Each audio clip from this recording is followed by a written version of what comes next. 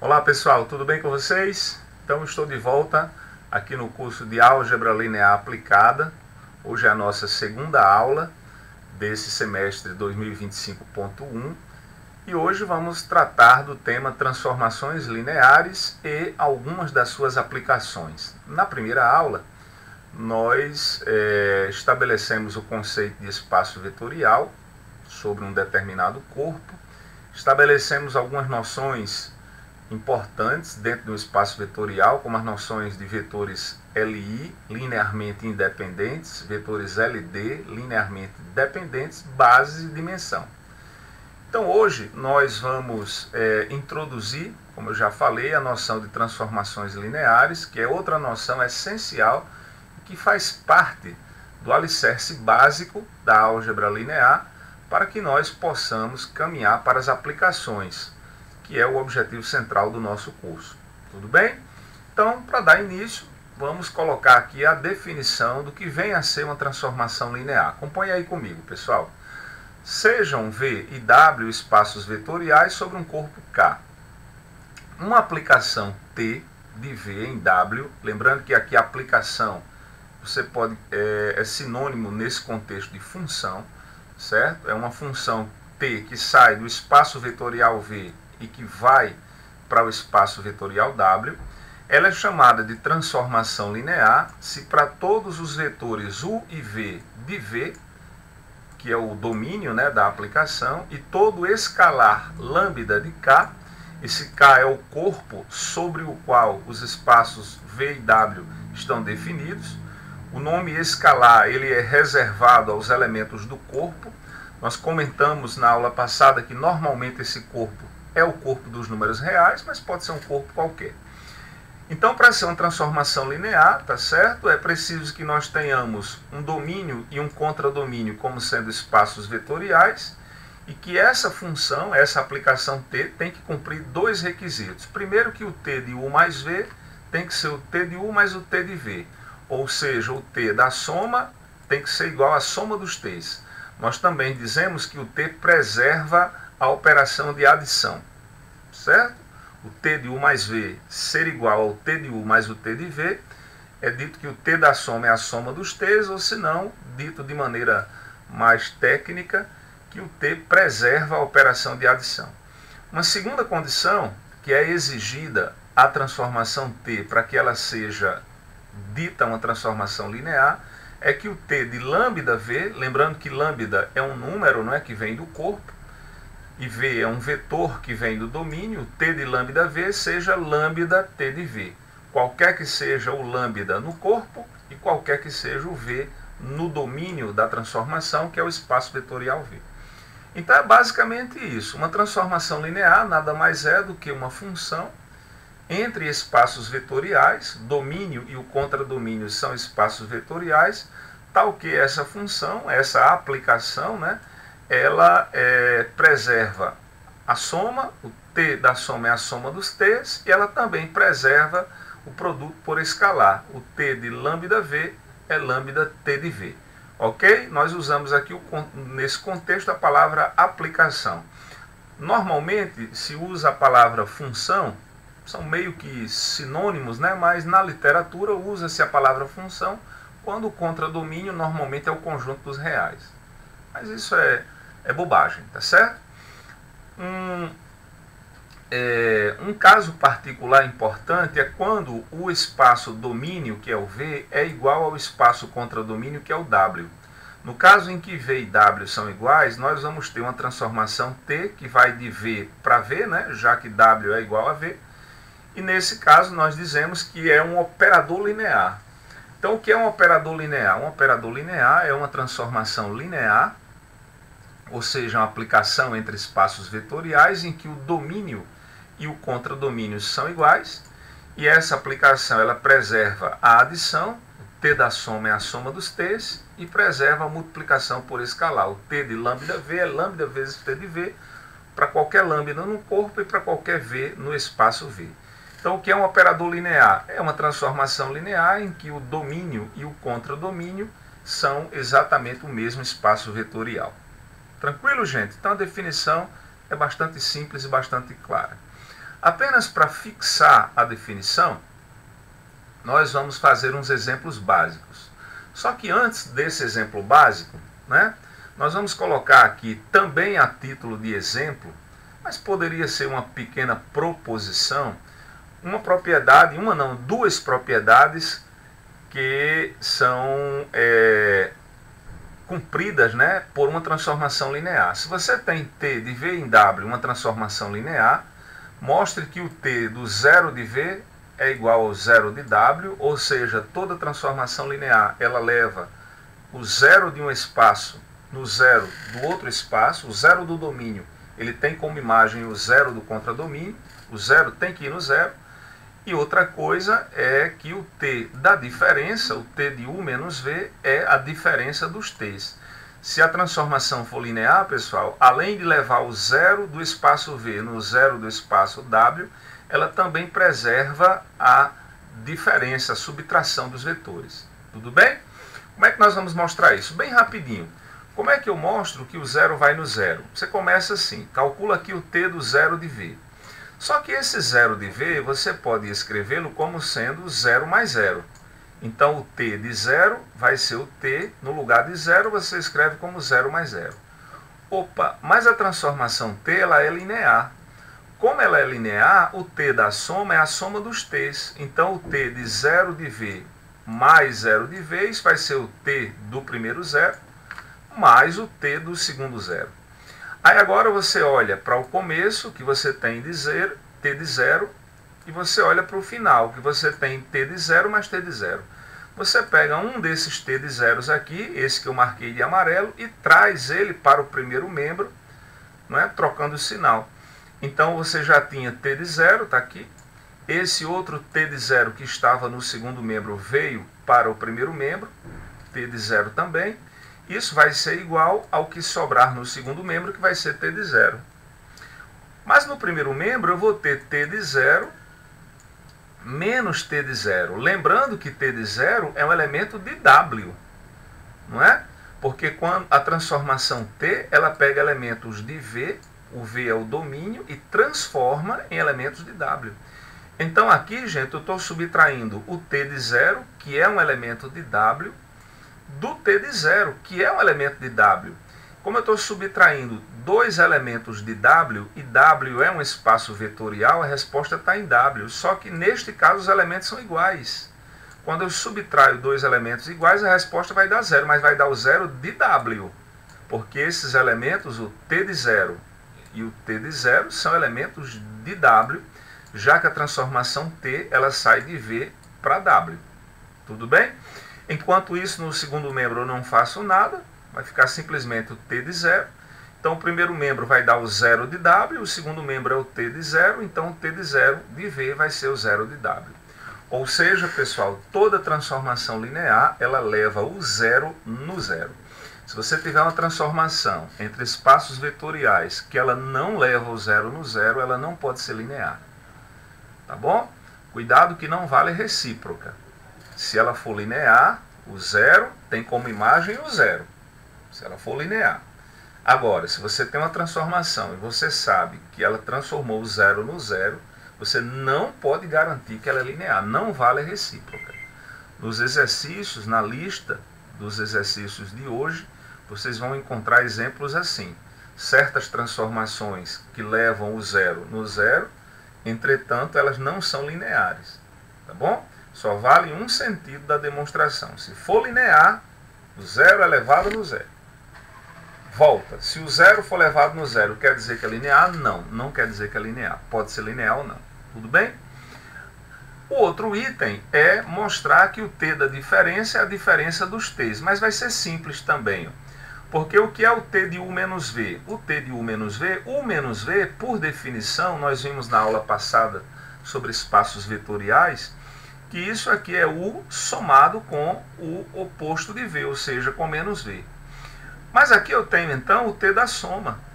Mas o t é linear. Como o t é linear, o t da soma é a soma dos t's. Então o t de u mais v vai ficar t de u, está faltando um t aqui, pessoal.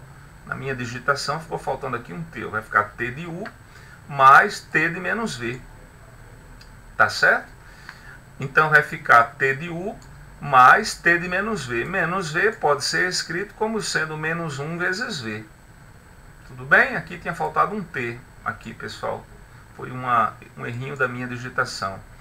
Então vamos repetir aqui t de u, que é o primeiro. E aqui eu tenho t de menos 1 vezes v. Só que esse menos 1 ele é um elemento do corpo, é um número. Então ele pode sair do t. O t de lambda v não é lambda t de v, já que tem uma transformação linear. Então você coloca esse menos 1 aqui para fora. Então vai ficar t de u, que é o primeiro, que já estava, ó, mais, está aqui o sinal de mais, o t do segundo, só que esse segundo é lambda vezes v. Você pode tirar esse lambda, que é menos 1, para o lado de fora. Vai ficar menos 1 vezes t de v. Menos 1 vezes t de v vai dar menos t de v. Então, o t de u menos v é t de u menos t de v, ou seja, se a transformação for linear, ela transforma, gente, a diferença em diferença. Ela preserva a diferença de vetores também. Tranquilo? Então, não esqueça, linear leva o zero no zero, a recíproca não vale. Se uma transformação levar o zero no zero, não obriga que ela seja linear, só vale a ida. Se for linear, leva o zero no zero. E a linear, além de preservar a soma e a multiplicação por escalar, ela também preserva a diferença. O t da diferença é a diferença dos t's. Tranquilo, pessoal? Estão compreendendo? Vamos ver mais um exemplo, só para fixar as ideias. Um exemplo bem simples, ó. Considere a transformação t do R2 no R2, definida por t de xy é 2x mais y, vírgula, x menos y. Verifique se t é uma transformação linear. Primeira coisa, pessoal, que eu devo fazer, até para eu ter menos trabalho, é verificar se ela leva o zero no zero. Se por acaso ela não levar o zero no zero, você já sabe que ela não é linear. Mas nesse caso aqui leva, né? Quem é o domínio, pessoal? O domínio aqui é o R2. O zero que eu falo é o zero do domínio, não é o número zero. Como o zero aqui é o zero do R2, quem é o zero do R2? É o par ordenado 0, 0. Então, se eu calcular o t de 0, 0, no lugar do x eu ponho 0, no lugar do y eu ponho 0, vai dar 0 aqui. 2 vezes 0 mais 0. E vai dar 0 aqui. 0 menos 0. O t de 0 é 0. Não é? E é o zero do contradomínio, que é o R2 também. Nesse caso, nós temos o t do R2 para o R2. Como o t do zero deu 0, significa dizer que essa transformação pode ser linear. Não é garantido ser linear, não. Tá bom? Se não tivesse dado 0, você já saberia, se o t de 0 não fosse 0, você já saberia que ela não é linear.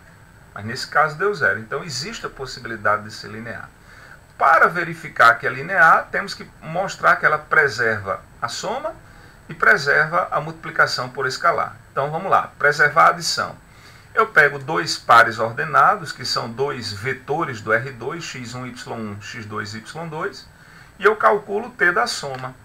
Quem é a soma de x1, y1 com x2, y2? Nós vimos na aula passada sobre espaços vetoriais, que nesse caso você faz a soma adicionando os elementos, que você obtém a soma adicionando os elementos que estão na mesma posição. Então você adiciona o primeiro com o primeiro, vai ficar x1 mais x2, está aqui, e adiciona o segundo com o segundo, y1 mais y2, está aqui.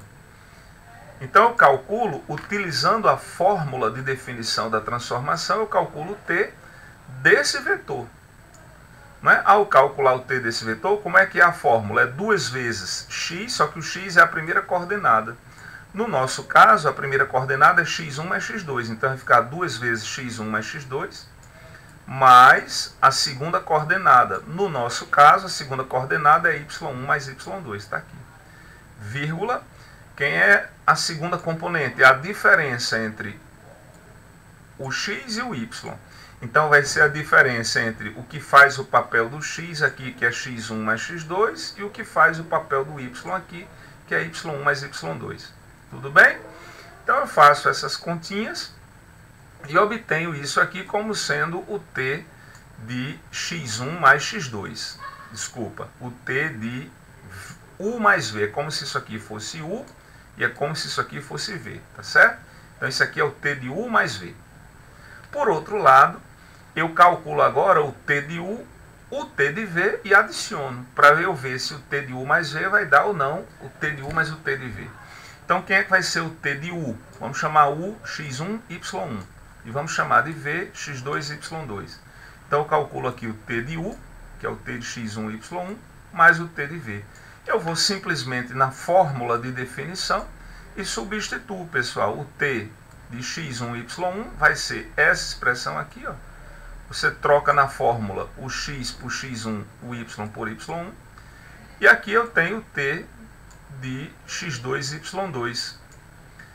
Tá certo? E agora o que é que eu faço? Eu tenho aqui a soma desses dois vetores. O primeiro vetor que tem essas coordenadas e o segundo vetor que tem essas coordenadas. Como é que eu adiciono dois vetores? Adiciono as coordenadas de mesma posição. Adiciono a primeira coordenada aqui, que é 2x1, y1, com a primeira aqui, que é 2x2, y2. Certo? Adiciono a segunda coordenada aqui, que é x1 menos y1, com a segunda coordenada aqui, que é x2 menos y2. Ao fazer essas operações, eu obtenho essa expressão, que por sinal, pessoal, é igualzinha a essa, né? Ó, apenas para ficar exatamente igual, poderia pegar aqui o 2x1 e o 2x2 e colocar o 2 em evidência, né? Aqui embaixo, ó. Se eu colocasse aqui o 2 em evidência, ficaria exatamente igual ao que está em cima. 2x1 mais x2 mais y1, y2, está aqui, vírgula. Aqui eu posso agrupar o x1 mais x2. Coloco o sinal de menos em evidência, fica menos parêntese y1 mais y2. Ou seja, o t da soma é exatamente a soma dos t's.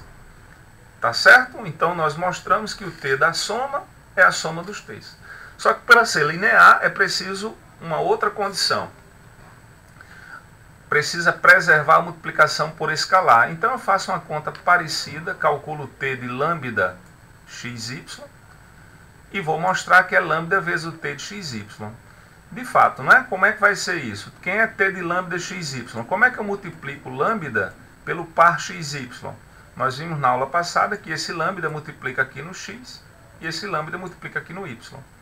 Então você vai lá na expressão de definição da função, vai trocar o x por lambda x, vai trocar o y por lambda y, tá certo? Que vai ser exatamente o t de lambda xy. Ao fazer essas contas, você vai ficar aqui com duas vezes, no lugar de x vai ter lambda x, no lugar de y vai ter lambda y, dá para colocar o lambda em evidência, tanto na primeira parcela quanto na segunda, né? Você pode colocar o lambda em evidência aqui e aqui. Depois que ele estiver em evidência, ele pode vir aqui para o lado de fora. Então vai ficar lambda vezes essa expressão. Só que essa expressão, se você olhar com calma, ela é exatamente a expressão que define o t de xy. Então foi que nós mostramos, pessoal, que o t também preserva a multiplicação por escalar e, portanto, o t é uma transformação linear. Na verdade, neste caso, nós temos um operador linear, já que o domínio e o contradomínio são iguais ao R2. Tá certo? Depois eu aconselho vocês, especialmente aqueles que estão vendo pela primeira vez, refazerem essas contas para o vídeo, né? Refaz as contas para compreender direitinho. Tudo bem, pessoal? Vamos adiante? Vamos lá, vamos ver o que é que temos mais para hoje. Bem, uma vez que nós sabemos o que é uma transformação linear, nós podemos definir dois conjuntos importantes associados à transformação linear, que são o núcleo da transformação linear e a sua imagem. Mais do que conjuntos, nós vamos ver que eles são subespaços vetoriais, o núcleo, subespaço do domínio, enquanto que a imagem, subespaço do contradomínio. Vamos com calma, vamos tentar estabelecer uma coisa de cada vez. Então aqui eu coloquei para vocês a definição. O núcleo ou kernel, que é núcleo em inglês, de T, que é denotado assim, pessoal, kernel de T, quer T, quer dizer o kernel de T, o núcleo de T, é o conjunto dos vetores que são mapeados para o vetor nulo. Mais precisamente, O que é o núcleo de uma transformação linear? O núcleo de T, ou kernel de T, é assim que se chama, é o conjunto dos vetores V do espaço vetorial Vzão, perceba que é do domínio, são os vetores do domínio, tal que, né, essa barrinha aqui, pessoal, é tal que o T de V é zero. Então, o núcleo de uma transformação linear é o conjunto formado por todos os vetores do domínio cuja imagem é o zero. Ah, professor, você disse há poucos instantes que se a transformação for linear, o zero do domínio ele vai no zero do contradomínio. É verdade. Portanto, o zero pertence ao núcleo. Mas tem certas transformações lineares que não é apenas o zero que vai estar no núcleo. Pode ter outros vetores no núcleo. Eu até coloquei aqui uma figurinha ilustrativa para tentar fazer com que você compreenda melhor essa ideia. Eu peguei aqui uma faixa azul, né, parece aqui um retângulo. Eu estou imaginando que isso aqui é uma representação do Rn. Isso é só uma ilustração, tá, pessoal? Só uma ilustração para tentar ajudar o entendimento. Então, imagine que aqui do lado esquerdo de azul você tem o Rn e que aqui do lado direito você tem aqui o Rm de Maria, que são espaços vetoriais. Nós vimos na primeira aula que tanto Rn quanto Rm, quando M e N são inteiros positivos, né, são espaços vetoriais. E nós temos aqui o T, que é uma transformação linear que sai do Rn, por exemplo, para o Rm. Aqui você tem o zero do Rn. Eu estou colocando aqui zero assim em negrito, mas o zero do Rn, vocês sabem desde a aula passada que não é o número zero. O zero do Rn, como é que são os elementos do Rn? São N-uplas. Então esse zero mais gordinho aqui, que está em negrito, ele não é o número zero, ele é a N-upla 00000, N cópias do número zero. Certo? É uma lista onde cada membro dessa lista vale zero, uma lista com N elementos. Nós colocamos assim para a escrita ficar mais abreviada, mais fácil. Então, como T, eu estou imaginando que é linear, a imagem do zero, do Rn, vai direto aqui, ó, a flechinha, no zero do Rm. O zero do Rm é análogo, é uma lista, né, uma M-upla com todos os elementos iguais a zero. É 0000 M zeros. Tudo bem? Só que não é obrigado, pessoal, apenas o zero ir no zero. Se a transformação for linear, é certeza que o zero vai no zero. Mas não é apenas o zero que pode ir no zero. Dependendo da expressão que define a transformação linear, você pode ter outros vetores cuja imagem é o zero. O conjunto de todos os vetores cuja imagem é o zero é o chamado kernel da transformação. Aqui na minha ilustração, eu coloquei aqui uma reta, vocês estão vendo aqui de azul, ó, um pouquinho mais forte, onde eu estou passando o mouse. Eu estou imaginando, de modo meramente ilustrativo aqui, para facilitar o entendimento, que todos os caras que estão em cima dessa linha, eles estão tendo imagem como sendo o zero do Rm. Ó. Tem esse pontinho aqui, quando eu aplico a T nesse pontinho, que vai ser um vetor do Rn, que não é o zero está aqui. Esse pontinho aqui já não é o zero, mas a imagem dele é zero. Ó. Lá na frente tem um outro pontinho que também não é o zero, mas que a imagem dele também é zero. Eu estou imaginando que todos os caras que estão em cima dessa linha, a imagem de todos eles é o zero. Então esta linha, neste meu exemplo, nessa minha ilustração, seria o kernel de T. Ah, professor, quer dizer então que o kernel é uma linha? Não, o kernel pode ser uma região. Não é? Pode ser um círculo, sei lá, pode ser uma região qualquer aqui. Vai depender da lei da T. Perceba que eu não estou dizendo qual é a lei da função T, da transformação T. Aqui é uma coisa meramente ilustrativa para tentar facilitar o seu entendimento da ideia de kernel. Nessa minha ilustração, eu estava imaginando aqui que todos os caras que estavam em cima dessa linha azul, a imagem de todos eles fosse o zero. Tá bom? Então, eles formariam o que eu chamo de kernel da transformação. Tudo bem? Então é isso. Kernel de uma transformação linear é um subconjunto do domínio da transformação que tem a seguinte propriedade. Todos os seus elementos têm como imagem o zero do contradomínio. Todos eles quando você aplica a transformação, eles vão no zero. Tá bom? É um pedaço, é um subconjunto do domínio. Nós vamos ver daqui a pouquinho que é mais do que um subconjunto, é um subespaço. Da mesma maneira, nós temos uma outra ideia ligada à transformação linear, que é a ideia de imagem. A imagem, pessoal, é mais fácil, porque vocês já têm noção. É a imagem de uma função. A imagem de t, denotada por IMT, é o conjunto dos vetores de W, lembrando que W é o contradomínio, que são atingidos por T. O que significa isso? A imagem de T é o conjunto dos T de V, tal que V está no domínio. Tem aqui uma ilustração. Você tem aqui o domínio como sendo o Rn. Mais uma vez eu insisto, isso é apenas uma ilustração, não quer dizer que o Rn é assim. Na verdade, o Rn não é assim, o Rn não é um plano. O Rn é um conjunto de n-uplas, tá certo, pessoal? É o espaço n-dimensional. E do lado de cá, do lado direito, eu coloquei aqui como contradomínio da transformação T o Rm, que não precisa que o m e o n sejam iguais. Você pode ter uma transformação do Rn no Rm, diferentes. Não é? E aqui eu pintei também de verde o conjunto imagem de T. O que é o conjunto imagem de T? É aquele conjunto cujos elementos, certo? Eles recebem uma correspondência do domínio. Como a transformação linear ela é uma função, todos os elementos que estão aqui no domínio, pessoal, eles têm que ter uma imagem. Para cada x no domínio, nós temos que ter uma imagem t de x lá no contradomínio. Tá certo? Então, o conjunto imagem seria esse conjunto aqui do lado direito. Ah, professor, então quer dizer que o conjunto imagem pode não ser o Rm todo? Pode. Pode ter elementos do Rm que não recebam imagem através dessa T. Tá certo? Que eles não sejam, melhor dizendo, imagem de nenhum x daqui através dessa T. Inclusive, se a imagem for o Rn todo,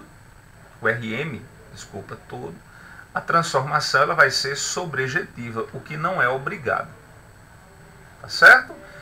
Resumindo, o que é o conjunto imagem? O conjunto imagem é um subconjunto do contradomínio constituído por aqueles elementos que foram correspondidos pela transformação. O que significa correspondidos? Eles são imagem de alguém que vem do domínio. Eles recebem a correspondência através de T de alguém do domínio. Tudo bem? É a imagem de função tal qual vocês conhecem. Vamos adiante, pessoal? Aqui tem um resultado, que é um resultado importante, que é o seguinte. Se T de V em W é uma transformação linear entre espaços vetoriais, então o núcleo de T, que nós já vimos há poucos instantes, que é o conjunto dos elementos do domínio, cuja imagem é o zero, é um subespaço vetorial de V. Ou seja, o núcleo ele é um subespaço vetorial. O que é um subespaço vetorial? É um espaço vetorial que está dentro de outro. No caso, que outro? De V. Né? E a imagem de T, que nós acabamos de ver, que é o conjunto dos elementos de W que são correspondidos pela aplicação, é um subespaço de W. Então, o núcleo ele é um subespaço do domínio e a imagem, pessoal, é um subespaço de W. Tá certo? Subespaço nós vimos na semana passada. É um espaço vetorial que tem um nome sub apenas pelo fato dele estar contido no outro. Então não esqueça, o núcleo é subespaço do domínio. A imagem é subespaço do contradomínio. Como é que nós podemos justificar isso? Na semana passada, nós estabelecemos, se você não tiver lembrado, você pode voltar no material ou até mesmo na nossa aula em vídeo. E nós estabelecemos lá um critério para reconhecer subespaço.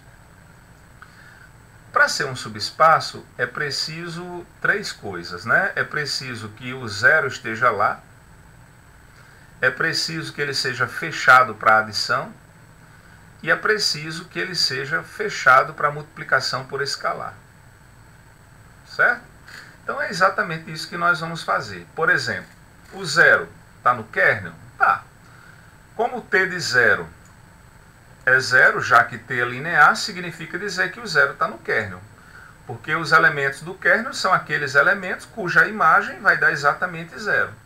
Como a transformação linear leva o zero no zero, o zero está no kernel. Segunda coisa, o kernel é fechado para adição. Se V1 e V2 estão no kernel, se V1 está no kernel, T de V1 é zero. Se V2 está no kernel, T de V2 também é zero. Assim, o T de V1 mais V2, já que T é linear, é T de V1 mais T de V2. Ora, mas imaginando que V1 esteja no kernel, T de V1 é quanto, gente? É zero. Supondo que o V2 esteja no kernel, T de V2 também é zero. 0 com 0 vai dar zero, portanto, T de V1 mais V2 está dando zero. Ora, se o T de V1 mais V2 está produzindo como resposta zero, significa dizer que V1 mais V2 está no kernel. E os vetores do kernel são exatamente aqueles que têm imagem zero. Algo muito parecido com a multiplicação por escalar, pessoal. Se V está no kernel e lambda é um cara do corpo, eu coloquei aqui F, eu estava usando a letra K, né? É o corpo, tá? Então, quem é que vai ser o T de lambda V? Como T é linear, é lambda T de V. Mas se V está no kernel, T de V vale zero. Então vai ficar lambda vezes zero vai dar zero, ou seja, T de lambda V foi igual a zero. Já que o T de lambda V foi igual a zero, significa dizer que lambda V está no kernel. Tudo bem? Então, com isso, nós mostramos que o kernel é um subespaço do domínio. Coisa muito parecida acontece com a imagem. Para mostrar que a imagem é um subespaço, temos que mostrar três coisas. Que o zero está lá. Se dois elementos estão na imagem, a soma também está. Se um elemento está na imagem, e se você pega um escalar e você multiplica por esse elemento, o resultado continua na imagem. O elemento neutro, o zero, está na imagem? Está. O zero, pessoal, ele é a imagem pelo menos do zero. T de zero é zero, então o zero pelo menos é a imagem do zero. Podem ter outros elementos cuja imagem seja o zero, mas pelo menos o zero tem imagem zero. Então o zero sempre está na imagem, porque o T de zero é zero. Certo? Pode ter outros elementos, mas pelo menos o zero está lá. A imagem ela é fechada para adição. De fato, né? Se eu pego dois vetores da imagem, então existem V1 e V2 no domínio, tal que o T de V1 é W1, já que W1 está na imagem, significa dizer que ele é o T de alguém. E W2 está na imagem, significa dizer que ele é o T de alguém. Assim, se eu calcular o T de V1 mais V2, como o T é linear, isso é T de V1 mais T de V2. Mas T de V1 é W1, T de V2 é W2. Ou seja, W1 mais W2 vai estar na imagem. Por quê, professor? Porque W1 mais W2 é a imagem de T de V1 mais V2. Existe alguém no domínio que vai dar exatamente W1 mais W2 na imagem, que é exatamente o V1 mais V2. Logo, W1 mais W2 está na imagem. A imagem também ela é fechada para multiplicação por escalar. De fato, né? Se você pega um W na imagem e você pega um lambda no corpo, aqui mais uma vez estou colocando o corpo com a letra F, qualquer letra, isso não importa. Bem, se o W está na imagem, é porque o W ele é o T de alguém. Existe um V, tal que W é T de V. Só que eu sei que o T de lambda V, já que T é linear, é lambda T de V. Então vai ficar lambda e T de V não é W? Então, pessoal, lambda W ele está na imagem. Por quê? Porque ele é a imagem de lambda V. O T aplicado em lambda V vai dar exatamente lambda W. Então, lambda W está na imagem. Isso revela que a imagem é um subespaço de W. Isso é essencial, pessoal. Toda transformação linear, em toda transformação linear, o núcleo ele é um subespaço do domínio, tá bom? E a imagem é um subespaço do contradomínio. Sempre, sempre, sempre, sempre. O núcleo é um subespaço do domínio e a imagem é um subespaço do contradomínio. Tranquilo, pessoal? Tudo bem? Depois, se vocês tiverem perguntas, né? Nós vamos ter aí os nossos canais de comunicação, né? Temos a nossa monitoria, vocês têm a mim também, temos o nosso grupo. Então, não hesitem, tá certo? Em fazer os questionamentos que vocês quiserem sobre a teoria. Eu aconselho fortemente vocês reescreverem, né, essas coisas, tá certo? Para que vocês possam ter certeza que estão seguindo com um bom entendimento dessas ideias. Vamos adiante, pessoal? O que temos ainda? Há um outro teorema, esse, gente, eu não vou demonstrar aqui, mas eu vou citá-lo. Ele é utilíssimo em questões que envolvem a ideia de núcleo-imagem de uma transformação linear. Eu não vou demonstrá-lo porque a demonstração, apesar de não ser complicada, ela é um pouquinho mais longa. E o nosso objetivo aqui é de um curso introdutório, um primeiro contato com a álgebra linear, voltado especialmente para as aplicações. Mas eu vou comentar, vocês vão compreender, o conteúdo do teorema é bem simples de entender, a demonstração requer um pouquinho de trabalho, mas aquele aluno que estiver mais curioso, ele pode consultar uma das referências, tá certo? Que nós citamos, e caso não consiga compreender sozinho, pode nos procurar, que nós ajudaremos ao entendimento da demonstração, caso a pessoa tenha essa curiosidade. Mas para um primeiro momento, o conhecimento do resultado já é bem satisfatório. É o chamado teorema do núcleo e da imagem, que diz o seguinte: sejam V e W espaços vetoriais, aqui tem uma hipótese importante, pessoal, de dimensão finita. Vocês lembram que a dimensão é a quantidade de vetores que possui uma base do espaço. Na aula da semana passada nós definimos isso. Quando você tem um espaço vetorial, ele tem uma base. Na verdade, ele tem várias bases, né? Agora, todas as bases de um mesmo espaço vetorial têm a mesma quantidade de vetores. E essa quantidade de vetores, que é invariante, que é a mesma para todas as bases de um espaço, é chamada de dimensão. Então você tem dois espaços vetoriais de dimensão finita, T de V em W, uma transformação linear. Tem-se que a dimensão de V é o domínio, né, pessoal? É a dimensão do kernel, é a dimensão do núcleo, mais a dimensão da imagem. Nós acabamos de ver que tanto o núcleo quanto a imagem, eles são subespaços vetoriais. O núcleo, ele é um subespaço vetorial de V, portanto é um espaço vetorial, subespaço é um espaço. O nome sub é porque ele está contido em outro espaço. Portanto, tem uma base. A quantidade de vetores da base é a dimensão do núcleo. Tá? A imagem é a mesma coisa, um subespaço de W.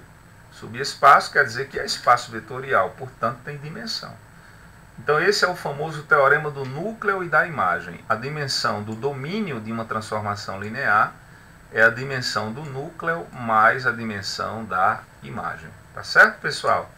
Então eu vou deixar esse resultado registrado. Como eu falei antes, eu não vou demonstrar, não é o nosso objetivo em um primeiro contato com a álgebra linear, mas é um resultado que eu julgo importante da pessoa conhecer. De qualquer forma, quem tiver a fim de ver a demonstração, é só consultar uma das referências. Não tem nada de absurdo. O que nós estamos conversando aqui é suficiente para que a pessoa possa entender. Tem que ter um pouquinho de paciência para fazer as contas, vai dar um trabalhinho, nada muito absurdo, tá? Mas para um primeiro contato eu acho demais colocar a demonstração aqui. Vamos seguir? Aqui, pessoal, tem uma outra coisa que eu também queria destacar para vocês, que é o que eu chamo de critério de injetividade. A transformação linear, ela é uma função que sai de um espaço vetorial V e vai para um espaço vetorial W. Essa função ela pode ser injetiva, sobrejetiva, bijetiva, não é? Como é que eu faço para saber se uma transformação linear é injetiva? Posso fazer ao pé da definição de função injetiva, mas eu também posso usar um critério. E um critério bem interessante é esse aqui, ó. Seja T de V em W uma transformação linear entre espaços vetoriais. Então T é injetiva se e somente se o kernel de T é nulo. Ou seja, se o kernel de T só tem o vetor nulo. Em outras palavras, uma transformação linear injetiva, pessoal, se o único vetor que tem imagem zero é o próprio zero. Sobrejetiva, professor. Sobrejetiva é a mesma ideia de função comum. A transformação linear é sobrejetiva quando o contradomínio for igual à imagem. Tá certo? É a definição padrão que você já conhece de funções. Agora, no caso da injetividade, aí você tem esse critério. Se você quiser saber se é uma transformação linear injetiva, basta você verificar que o kernel dela só tem um vetor nulo. Nesse caso, nós dizemos que o kernel é trivial. Certo? Usa-se esse linguajar. O kernel é trivial, ele só tem um vetor nulo. Tudo bem? Aqui, pessoal, nós temos a demonstração. Não é? Suponha que T é injetiva, é a ida, tem a ida e a volta. Suponha que T é injetiva. Se T for injetiva, se V está no kernel, então T de V é zero. Pela injetividade, certo? Se T de V é zero e eu sei que o zero vai no zero, então T de V vai ser T de zero, porque eu sei que T de zero também é zero. Você pega um elemento do kernel, então o T dele é zero. Só que eu sei que T é linear, e se T é linear, o zero vale T de zero. Mas T é injetiva. Se uma função é injetiva, se f de A igual a f de B, é porque A igual a B, né? Então, se T de V é igual a T de zero, é porque V é igual a zero. Então, eu mostrei que se T é injetiva, o kernel só tem o zero. Tranquilo? A volta. Supõe agora que o kernel é nulo. Para provar que ela é injetiva, como é que nós vamos fazer? Eu pego dois vetores, tal que T de V igual a T de W. Passo T de W para cá, fica T de V menos T de W igual a zero. Nós já vimos que o T da diferença é a diferença dos T's. Então você troca aqui a diferença dos T's pelo T da diferença. Então o T de V menos W dá zero. Mas eu estou imaginando agora que o kernel só tem zero. Se o kernel só tem zero, então o único vetor que vai no zero é o zero. Então V menos W vai ter que ser zero. Portanto, V igual a W, T injetiva. Certo? Então, esse é um critério para identificar uma transformação linear injetiva. Uma transformação linear é injetiva se e somente se o único vetor do kernel é o vetor nulo. Sobrejetiva é a definição comum, quando o contradomínio coincide com a imagem. Tá certo, pessoal? E bijetiva, existem transformações lineares bijetivas? Existem. Não é? É quando ela é injetiva e sobrejetiva. Nesse caso, nós dizemos que a transformação linear ela é um isomorfismo. Usa-se essa palavra, isomorfismo. É uma transformação linear bijetiva. Quando ela é injetiva, o kernel dela só tem o zero. Ela é sobrejetiva, a imagem coincide com o contradomínio. O contradomínio ele é coberto pela imagem. Tá bom? E neste caso ela é bijetiva. Uma transformação linear bijetiva você chama de isomorfismo. Nesse caso você fala que os espaços domínio, que é o V, e contradomínio, que é o W, são isomorfos. Isomorfos quer dizer mesma forma. Esse prefixo iso dá a ideia de igualdade, né? Tá bom? Vamos adiante, pessoal? Espero que vocês estejam acompanhando. Esse é um critério de injetividade. Bem, caminhando agora para a parte final da nossa teoria da aula de hoje, eu vou apresentar para vocês uma noção extremamente interessante e importante, especialmente para as aplicações, que é o nosso caminho nesse curso, né, para onde nós devemos encaminhar o curso nas próximas aulas, que é a ideia de matriz de uma transformação linear. Sejam V e W espaços vetoriais sobre um corpo K. Com bases ordenadas, o nome já diz, os vetores são colocados numa ordem. Uma base beta, V1, V2, Vn, que é uma base de V, né, pessoal? E alfa, W1, W2, Wn, que é uma base de W. Ordenadas porque esses vetores são postos numa certa ordem. E seja T de V em W uma transformação linear. Para cada vetor base Vj, Ou seja, VJ é um jeito genérico de descrever qualquer um desses, tá, pessoal? Para qualquer vetor base, VJ, vetor base quer dizer vetor da base. Isso aqui, ó, V1, V2 ou Vn. O VJ é uma maneira genérica para que eu possa me referir a qualquer um desses. Podemos escrever a sua imagem sobre T como uma combinação linear dos vetores de alfa. Vamos pensar um pouquinho, pessoal. Olha bem. O beta é um conjunto de vetores V1, V2, Vn que formam uma base de V. E esse V é o domínio da transformação linear. O alfa é um conjunto de vetores W1, W2, Wn de W, que é uma base, na verdade, mais do que um conjunto, é uma base de W. Tudo bem? W é o contradomínio. Então, digamos que eu pego um vetor qualquer da base de V, ou V1, ou V2, ou até Vn, que eu estou representando genericamente por VJ. E eu calculo T desse vetor. Coloco aqui o vetor VJ, que pode ser qualquer um desses, e calculo o T dele. Quando eu calculo o T dele, pessoal, a resposta do T de VJ vai cair aonde? Vai cair em W. Já que essa transformação, ela sai de V para W. Quando eu calculo T em um vetor de V, que eu estou representando genericamente por VJ, eu vou cair em W. Ora, mas como eu estou com um vetor em W, e esse conjunto alfa é uma base de W, o que significa uma base? Uma base é um conjunto de geradores que é LI, é linearmente independente. E o que é um conjunto de geradores? Conjunto de geradores é um conjunto que qualquer vetor daquele espaço pode ser escrito como combinação linear desses.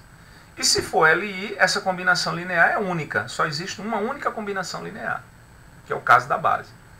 Então, o que é que eu vou fazer? Eu vou pegar cada um desses vetores da base de V, vou avaliar na transformação e vou obter um vetor aqui, ó, em W. Então, vou pegar o V1, vou calcular o T de V1, vai ser um vetor de W.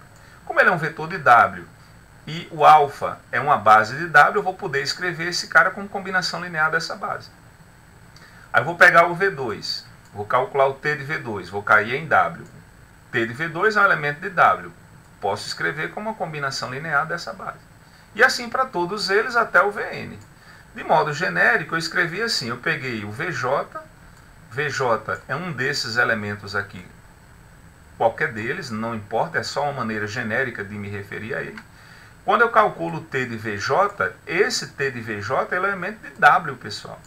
Só que W1, W2, Wn é uma base de W. Então, esse cara aqui, como é um elemento de W, ele pode ser escrito como uma combinação linear desses Ws. Aparecem nessa combinação linear coeficientes, que são esses As aqui.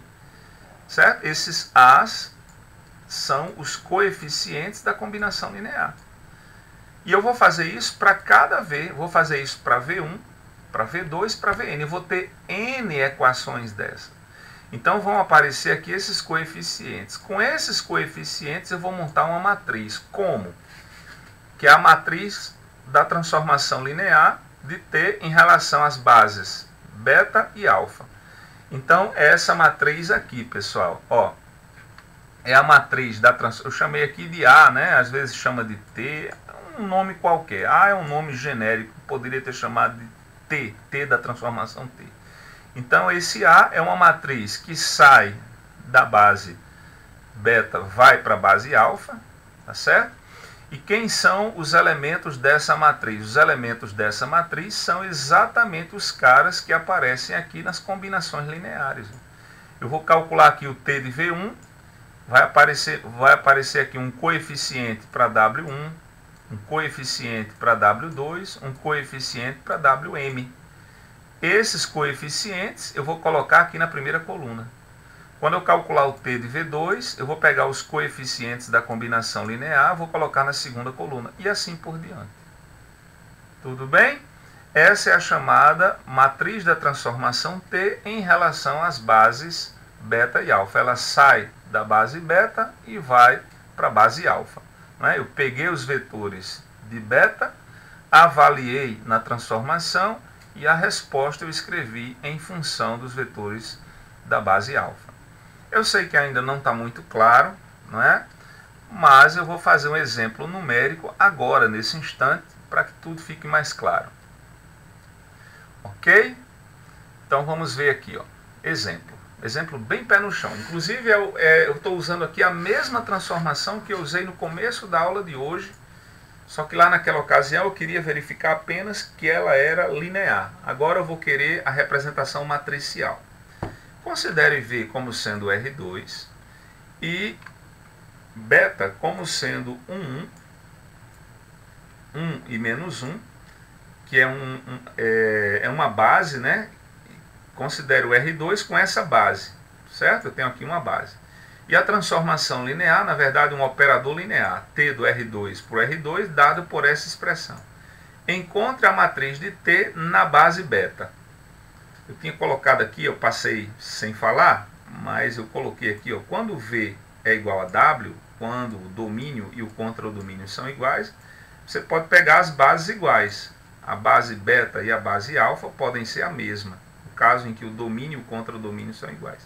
Nesse caso, você diz que A é a matriz da transformação em relação àquela base. No caso em que o domínio e o contradomínio são iguais, então no lugar de duas bases, você pode ter uma base só que serve aos dois espaços, uma vez que eles são iguais. E é isso que eu vou fazer aqui, ó. Então, como é que eu obtenho a matriz dessa transformação em relação a essa base? Eu pego o primeiro vetor da base, que é o vetor 1, e avalio na transformação. Quando eu pego o vetor 1 e avalio na transformação, o que é avaliar? Substituir. No lugar do x você tem 1, no lugar do y você tem 1, faz aqui a conta. Ao fazer a conta, você vai encontrar 3 e 0. Você calcula também o t do segundo vetor, a imagem do segundo vetor pela t. Ao fazer essa conta, você substitui aqui o x por 1 e o y por menos 1, vai dar esse vetor 1, 2. Então o t de 1 é 3 e 0, o t de 1 e menos 1 é 1 e 2. Eu vou pegar essas respostas e vou escrever como combinação linear dessa mesma base. Professor, por que da mesma base? Porque o contradomínio, ele nesse caso é igual ao domínio. Poderia ser um contradomínio aqui que não fosse igual ao domínio, aí eu iria pegar a base do contradomínio agora. Tá bom? Então eu peguei, avaliei os vetores da base do domínio na t. Calculei o t de 1, deu 3 e 0. Calculei o t de 1 e menos 1, deu 1 e 2. E agora eu pego essas respostas e escrevo como uma combinação linear da base do contradomínio. Neste caso específico, o contradomínio e o domínio são iguais, portanto eu vou pegar a mesma base. Mas eu repito, se aqui fosse um outro contradomínio, que não fosse o R2, então eu deveria pegar uma base do contradomínio aqui. Tudo bem? Nesse caso, a base é a mesma. Então eu pego o primeiro resultado, que é o vetor 3 e 0, e depois o segundo resultado, que é o vetor 1 e 2, e escrevo como combinação linear da base que foi dada. Então eu pego 3 e 0, é uma constante vezes o primeiro vetor, chamei essa constante de A, uma constante vezes o segundo vetor. Ao fazer essas contas, você vai chegar num sistema. Ao resolver o sistema, você descobre que o A e o B, ambos valem 3 meios. São os coeficientes da primeira combinação. Você pega agora o segundo resultado, que foi 1, 2, né? Ó, quando você avaliou o T, avaliou o segundo vetor da base na transformação T, você obteve 1, 2. Você pega esse resultado 1, 2 e escreve como combinação linear da base. Uma constante vezes o primeiro vetor da base, uma constante vezes o segundo vetor da base. Isso vai nos levar a um sistema linear. Ao resolver o sistema, encontramos C igual a 3 meios e D igual a menos 1 meio. Gente, nesse momento nós temos A, B, C e D, que são os coeficientes das combinações. O que eu vou fazer é simplesmente pegar esses coeficientes e colocar na matriz. Os coeficientes da primeira combinação, eles vão compor a primeira coluna da matriz, pessoal. Então, quem são os coeficientes? 3 meios para A e 3 meios para B, né? O A vale 3 meios e o B vale 3 meios. Você põe na primeira coluna 3 meios e 3 meios. Na segunda, C foi 3 meios e D foi menos 1 meio. Então, os coeficientes da segunda equação você põe na segunda coluna. Então, essa aqui é a matriz da transformação linear. Aquela transformação linear ela pode ser representada nesta base por esta matriz. Tá certo? Tudo bem, pessoal? Deu para compreender? Vamos ver um outro exemplo? Tem um outro exemplo que é extremamente importante, especialmente nas aplicações, na parte de computação gráfica, por exemplo, né? na parte de imagens, que é a rotação. Vamos ver o que é que diz. A transformação de rotação no plano, esse é o exemplo, né? Seja V igual a R2 e considera aí a transformação T do R2 para o R2 dada por uma rotação de um ângulo φ. Qual a matriz dessa transformação em relação à base canônica? Lembrando que a base canônica, no caso do R2, canônica quer dizer padrão, né? Eu tinha falado isso na primeira aula. É a base 1, 0, primeiro vetor, 0, 1, segundo vetor. Então, repare o que é que está acontecendo aqui, pessoal. Como é que eu vou representar uma rotação, tá certo, por uma matriz? Aqui eu já estou dizendo que é uma transformação linear, não estou provando. Você pode, eu até sugiro isso como exercício, provar que as transformações de rotação através de um ângulo fixo, φ, no plano, tá certo? Elas constituem de fato uma transformação linear. Aqui eu já estou assumindo que é uma transformação linear. Então aqui é o seguinte, gente. Imagina que você tem aqui o vetor 1, 0, 1 para x e 0 para y. Não está aparecendo aqui a setinha dele, mas seria um vetor que sai daqui, da origem, e vai até esse ponto. E você tem o outro vetor da base canônica, que é o vetor 0, 1, que é esse aqui, ó. Seria um vetorzinho saindo da origem e indo até o 0, 1. O que é que eu vou fazer? Eu vou pegar esses dois vetores, né, que são os vetores da base, o vetor 1, 0 e o vetor 0, 1, e vou provocar neles uma rotação de um ângulo φ, aqui no meu desenho, no sentido anti-horário, sentido contrário do ponteiro do relógio. Então, esse vetor que estava aqui na posição, o começo dele estava aqui na origem, né, 0, 0.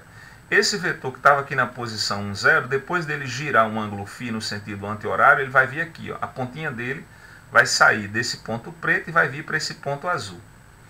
Esse outro vetor aqui é a mesma coisa, né?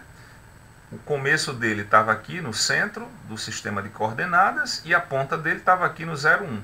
Ao girar no sentido anti-horário de um ângulo φ, ele vai vir para cá. Aí o que é que você vai fazer? Quais são as novas coordenadas? É simples, pessoal.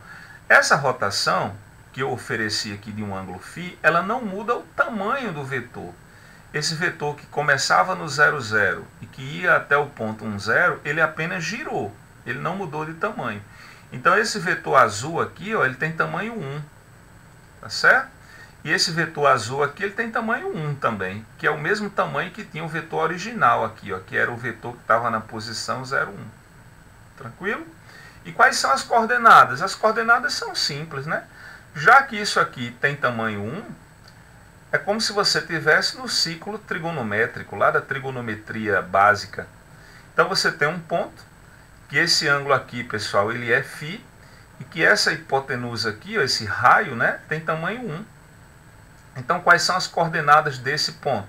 Se você projeta aqui embaixo, se você pensar em trigonometria, aqui você vai ter o cosseno de φ, né, aqui embaixo. E se você projeta aqui na vertical, esse tamanhozinho que aparece aqui, lá na trigonometria, é o seno de φ. Então aqui você tem cosseno de φ na horizontal e seno de φ na vertical, que é exatamente o que aparece aqui, ó. Já para o outro vetor, o que é que acontece? O outro vetor estava nessa posição originalmente aqui, na vertical, ele sofreu uma rotação de um ângulo φ, veio para essa posição azul. O tamanho continuou sendo 1. E quais são as coordenadas? Se você pegar esse pontinho azul, projetar para cá, na vertical, e você projetar para cá na horizontal, você vai perceber o seguinte, eu vou falar de tamanho, não vou falar de sinal. Projetando aqui na horizontal, minha gente, projetando aqui na vertical, vai ter um tamanho aqui, né? Esse tamanho vai ser quanto, professor? Se você projetar para cá, você vai ter um triângulo retângulo. Esse camarada que eu estou passando o mouse aqui, em relação a φ, ele é um cateto adjacente a φ. cateto adjacente é cosseno. Então esse tamanho vai ser o tamanho da hipotenusa, que é 1 multiplicado pelo cosseno de φ. Vai ser cosseno de φ. Tá certo? Então essa coordenada aqui vai ser cosseno de φ. E no eixo horizontal, se você projetar aqui para baixo, vai ter um tamanhozinho aqui, né? Esse tamanhozinho que aparece aqui embaixo, quando você projeta o ponto azul aqui embaixo, é o mesmo tamanho que aparece aqui em cima. Esse tamanho em relação a φ é o cateto oposto, é o seno. Só que está antes do zero, né? Porque aqui não é a origem, aqui onde eu estou passando o mouse. Então o tamanho é seno de φ, só que antes da origem é menos seno. Portanto, as coordenadas desse ponto são, no eixo x ele é menos seno, e no eixo y ele é cosseno, tá bom? Então esse pontinho azul, ele é cosseno de φ, seno de φ, esse aqui. E esse outro, em termos de coordenadas, é menos seno, lembrando que o menos é porque está antes do zero, é menos seno e cosseno.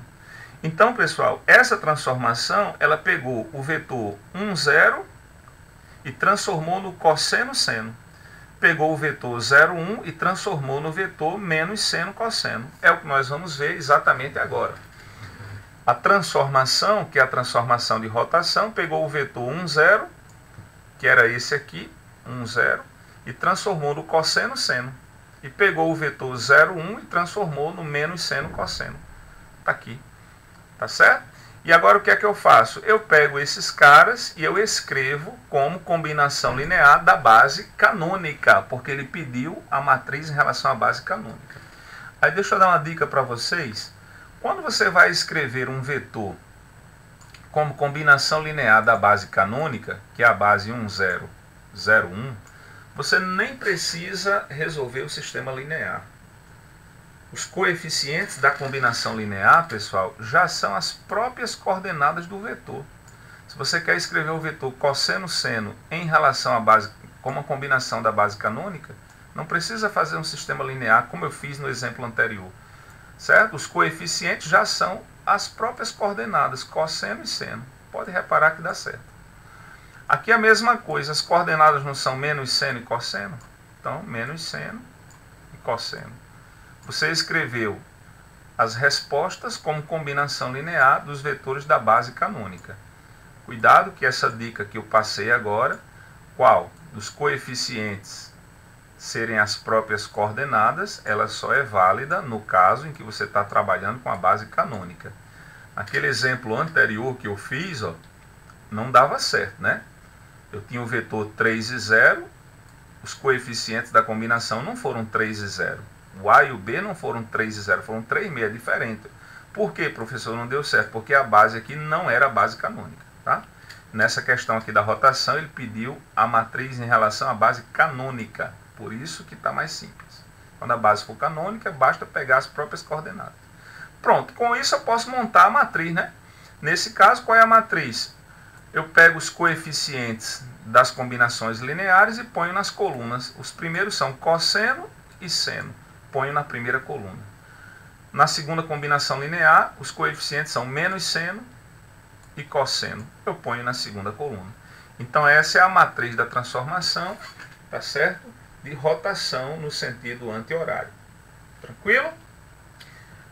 Aplicar T a um vetor xy significa multiplicar A pelo seu vetor coluna correspondente. Ou seja, se eu quiser saber, se eu quiser pegar um vetor xy e quiser girá-lo de um ângulo φ, e eu quiser saber quais são as coordenadas do novo vetor, basta eu pegar esse vetor xy, colocar aqui como coluna, pessoal, coloco aqui x e y, multiplico essa matriz pelo vetor coluna, a resposta que eu obtiver aqui vai ser exatamente as coordenadas do vetor que foi rotacionado, após ser rotacionado, melhor dizendo. Tranquilo? Uma outra coisa interessante é que essa ideia de matriz da transformação, ela nos permite, através da álgebra linear, ter um ponto de vista interessante sobre as transformações geométricas. Por exemplo, esse exemplo aqui, ó. Na figura abaixo, a fotografia da ovelha foi distorcida por uma transformação linear T do R2 para o R2. Você tem uma fotografia quadradinha, quadradinho aqui 2 por 2, né? foi aplicada uma transformação linear, a questão já está dizendo, t, e após isso ela foi deformada, ela ficou aqui meio que esticada, né? Aí ele quer saber, quer saber o seguinte, qual é a lei da transformação t de xy que transformou essa fotografia quadradinha nessa deformação. Nós fazemos isso direto, né? No nosso computador, a gente pega uma imagem nesses programas típicos que tem em qualquer computador, você amplia, você deforma, você achata, né? São transformações. Nesse caso aqui, esse quadradinho 2x2 foi transformado, pessoal, a mesma fotografia que era quadrada foi transformada aqui em quê? Num paralelogramo, né? Ele quer saber qual é a transformação. Como é que você faz para descobrir? Seguinte, você olha os vértices do quadrado original. Em termos de coordenadas x e y, os vértices são 0, 0, 2 e 0, 2 e 2 e 0 e 2. Certo? Podemos enxergar esses pontos como vetores do R2. Os pontos de duas coordenadas, você não pode encará-los como vetores do R2? Para determinarmos a lei explícita da transformação T, vamos determinar sua representação matricial em relação à base canônica. Então eu vou pegar a base canônica, que é a base 1, 0, 0, 1, e vou tentar obter a matriz dessa transformação em relação a essa base. Como é que eu faço? Eu sei, olhando para a nossa figurinha, agora eu vou voltar aqui na nossa figurinha, olha só, pessoal, eu vou olhar aqui o seguinte, por exemplo, olha esse ponto aqui. Que coordenadas tem esse ponto? Esse ponto é o ponto 2 para x e 0 para y. Após a transformação t ter agido sobre essa figura, perceba que esse pontinho aqui ele não saiu do lugar. A base, que era de 2 unidades, permaneceu parada de 2 unidades. Ó. Então esse ponto que tinha coordenadas 2 para x e 0 para y, a imagem dele ficou inalterada, ele ficou no mesmo canto. Permaneceu no ponto 2 e 0.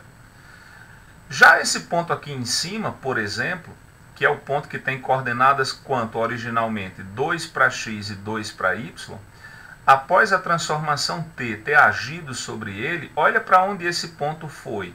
Essa esquina aqui da fotografia, ela veio para cá, né, pessoal? Esse ponto que tinha coordenadas 2 e 2, ele foi para a posição 8 para x e 2 para y. Então, o t de 2 e 0 permaneceu 2 e 0. O ponto aqui embaixo não mudou de posição. Entretanto, o t de 2, 2, que era esse ponto, deu como resposta 8 e 2. Vamos usar esse fato. Certo? Ó, o t de 2, 0 permaneceu 2, 0 e o t de 2, 2 deu 8 e 2. E aí o que é que você faz? O t de 2 e 0 não é o próprio 2 e 0? Está aqui, ó. Só que esse 2 e 0 eu vou querer escrever na base canônica, que é a base padrão do R2, né? Então eu vou pegar esse 2 e 0, vou escrever esse 2 como sendo 2 vezes 1 e o 0 está parado. E aqui eu vou deixar 2 e 0 parado também, certo? Aí o que é que eu posso fazer? Esse 0 que aparece aqui, eu posso imaginá-lo como sendo 2 vezes 0. Então fica 2 vezes 1, 2 vezes 0. Eu poderia colocar o 2 em evidência, mas t é linear. Como t é linear, o 2 ele pode sair da t. Então fica 2 vezes t de 1, 0. E o segundo membro eu não faço nada. Esse 2 que aparece aqui, eu posso passá-lo dividindo. Passando 2 dividindo, então no primeiro membro vai ficar o t de 1, 0, vai ser 1 sobre 2, vezes o vetor 2, 0. Aí eu tenho aqui o número 1 sobre 2, multiplicando o vetor 2, 0. Você pode simplesmente multiplicar cada coordenada por 1 sobre 2. Tá? Então vai ficar 1 sobre 2 vezes 2, que vai dar 1. E 1 sobre 2 vezes 0 vai dar 0. Então o t de 1, 0 vai dar 1, 0. Nessa transformação leva o 1, 0 no 1, 0. Tranquilo? Depois, o que é que eu faço? Depois eu vou fazer o seguinte, eu vou calcular agora o t de 0, 1. Como?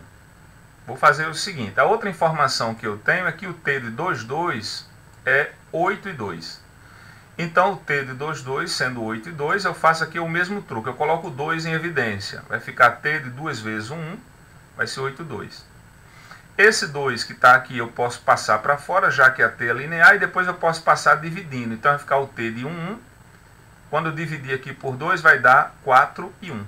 T de 1 é 4 e 1. Aí o que é que eu faço? Esse 1, 1 eu posso escrevê-lo como sendo 1, 0 mais 0, 1. O vetor 1, 1 ele pode ser escrito como sendo a soma desses dois. E aqui eu só fiz repetir o 4, 1. Tudo bem? Mas o t é linear. Como o t é linear, o t da soma é a soma dos t's. Então vai ficar o t de 1, 0 mais o t de 0, 1. Só que o t de 1, 0 eu já tenho, que é 1. Então eu substituo aqui o t de 1, 0 por 1, 1. Desculpa, o t de 1, 0 que é 1, 0. Certo? E ao fazer isso, o que é que acontece? Eu vou, só voltando um pouquinho, ó, no lugar do t de 1, 0, eu vou colocar aqui a resposta do t de 1, 0, que é 1, 0. Aí vai simplesmente passar lá para o outro lado, vai ficar o vetor 4, 1 menos o vetor 1, 0. Então o t de 0, 1 vai dar 3, 1, se você fizer a conta. Pronto, aí agora está fácil. Por que agora está fácil? Porque agora eu tenho dois resultados, né? Eu tenho que o t de 1, 0 é 1, 0 e eu tenho que o t de 0, 1 é 3 e 1. Então eu simplesmente escrevo esses resultados como uma combinação linear dos vetores da base canônica. E como a base é a base canônica, nós já vimos que não precisa nem resolver o sistema. Os próprios coeficientes já são as coordenadas. Então vai ficar 1 vezes o primeiro vetor da base canônica, 0 vezes o segundo vetor, tá certo? Da base. E depois, o que é que acontece? Depois, o que vai acontecer é que o t de 1, 0 também eu posso escrever como sendo o vetor 3, 1. Como a base é a base canônica, então eu posso escrever isso como sendo a combinação linear com as próprias coordenadas dos vetores. De posse disso, eu tenho os coeficientes da combinação linear. Com os coeficientes da combinação linear, meus amigos, eu posso montar a matriz, não é? Eu pego os primeiros coeficientes e ponho na primeira coluna, 1, 0. Os segundos coeficientes aqui da segunda combinação, ponho na segunda coluna, 3 e 1. De um modo geral, se o vetor V fosse x e y, quem seria o t de x e y? Você pega a matriz e multiplica pelo vetor que tem coordenadas x e y. Nós colocamos aqui na vertical apenas para que a multiplicação fique compatível com a matriz. E com isso você tem a lei da transformação. Não é? O t de x e y ele é x mais 3y, y. Ou seja, qualquer que seja o ponto que você quiser, certo? De coordenadas x e y, você vai ter como obter a imagem dele através dessa expressão. O t de x e y é primeira coordenada x mais 3y, vírgula, segunda coordenada y. Tudo bem, pessoal? Essa é a matriz da transformação. É chamada de cisalhamento horizontal. Cisalhamento é um deslizamento, né? Se você olhar aqui, ó, é como se você olhar aqui na figurinha, como se essa figurinha tivesse sido arrastada, né, horizontalmente. A parte aqui embaixo foi fixa, é como se essa parte de cima fosse arrastada. Esse movimento é chamado de cisalhamento, é um arrastamento horizontal. Tranquilo? Gente, para fechar o nosso conteúdo de hoje, queria destacar só mais um conceito, que é o seguinte: um caso especial de transformação linear ocorre quando W, que é o contradomínio, ele é igual a K, onde K é o corpo de definição do espaço. Nesse caso, nós temos um funcional linear. O que é um funcional linear? É uma transformação linear em que o contradomínio é o corpo de definição do espaço vetorial. Normalmente se usa o corpo R, né? Pode ser o corpo C. Então, um funcional linear é uma transformação linear cujo contradomínio é o corpo de definição do espaço vetorial. Certo? Existe também uma noção chamada de dual do espaço, que é o conjunto dos funcionais lineares do espaço, né? É um conjunto que tem a estrutura de espaço vetorial e que inclusive, pode-se provar que tem a mesma dimensão do espaço vetorial. Mas isso é mais uma curiosidade, tá bom? O que eu queria destacar aqui é só mais essa nomenclatura funcional linear. É uma transformação linear que sai de um espaço vetorial e cuja imagem cai sobre o corpo de definição do espaço, normalmente sobre R ou C, tá bom? Depois nós temos aqui um exemplo, vocês podem olhar com calma, o funcional soma, só para verificar que é um funcional, né? Você tem aqui uma transformação linear, que sai do R2 e cai em R, ó, dado pela soma. Você vai verificar que é linear, né?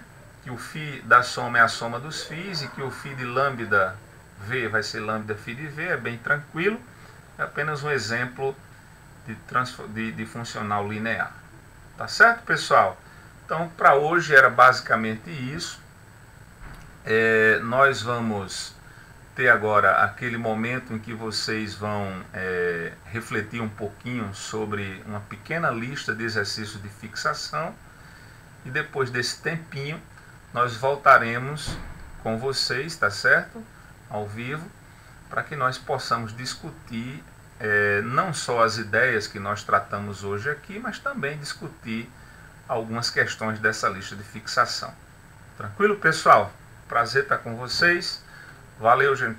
Até daqui a pouquinho. Abração. Tchau, tchau.